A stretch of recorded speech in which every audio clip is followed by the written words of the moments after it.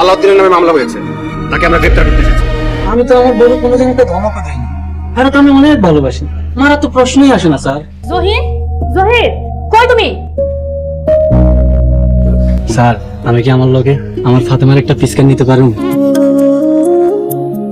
তো বন্ধুরা, আপনার কি মনে হয় আলাউদ্দিন কি সত্যি নির্দোষ, নাকি গল্পে আছে বড় কোনো লুকানো সত্য? 10 লক্ষ টাকা চাওয়ার পেছনে আসল কারণটাই বাকি, আর ফাতেমা কেন হঠাৎ করে নারী নির্যাতনে মামলা করলো? 47তম পর্বে এমন কিছু ঘটনা ঘটেছে যেটা পুরো গল্পের মোড় ঘুরিয়ে দিতে পারে। বিস্তারিত জানিয়ে দেওয়া হবে আজকের এই ভিডিওতে। তো বন্ধুরা, ভিডিওটি না টেনে শেষ পর্যন্ত দেখতে থাকুন। আর আপনি যদি আমাদের চ্যানেলে নতুন হয়ে থাকেন তাহলে সব আপডেট সবার আগে পেতে ভিডিওতে লাইক দিয়ে চ্যানেলটি সাবস্ক্রাইব করে রাখুন। তো বন্ধুরা, 47তম পর্বে আমরা দেখেছি পুলিশ আলাউদ্দিনকে গ্রেপ্তার করে নিয়ে যায়। জানা যায় ফাতেমা তার বিরুদ্ধে নারী নির্যাতনে মামলা করেছে, কিন্তু 46 এবং 47তম পর্বে আমরা দেখেছি আলাউদ্দিন এখনো ফাতেমাকে অনেক ভালোবাসে। এমনকি জেলে যাওয়ার সময়ও সে ফাতেমার একটি ছবি সাথে নিতে চেয়েছে। অন্যদিকে বড় ভাই সালাউদ্দিনকে আবারও অবহেলার শিকার হতে দেখা গেল। আমেনা বাড়িতে না থাকায় সে ঠিক মতো খেতে পারছে না। সৎমা তাকে খাবার না দিয়ে উল্টো বকাঝকা করে। তো বন্ধুরা, এখন প্রশ্ন হলো আলাউদ্দিন কি সত্যিই জামিন পাবে, নাকি 10 লক্ষ টাকার বিষয়টা আরো বড় ঝামেলার রূপ নেবে? আর নতুন বউর সাথে কি সামনে নতুন কোনো অশান্তির কারণ হবে? আপনাদের কি মনে হয় সামনে সবচেয়ে বড় টুইস্টটা কি হতে পারে তা কমেন্টে জানিয়ে দিন। আজকের ভিডিওটি এই পর্যন্তই। দেখা হবে পরবর্তী কোনো আপডেট নিয়ে। ততক্ষণ পর্যন্ত ভালো থাকুন, সুস্থ থাকুন। আল্লাহ হাফেজ।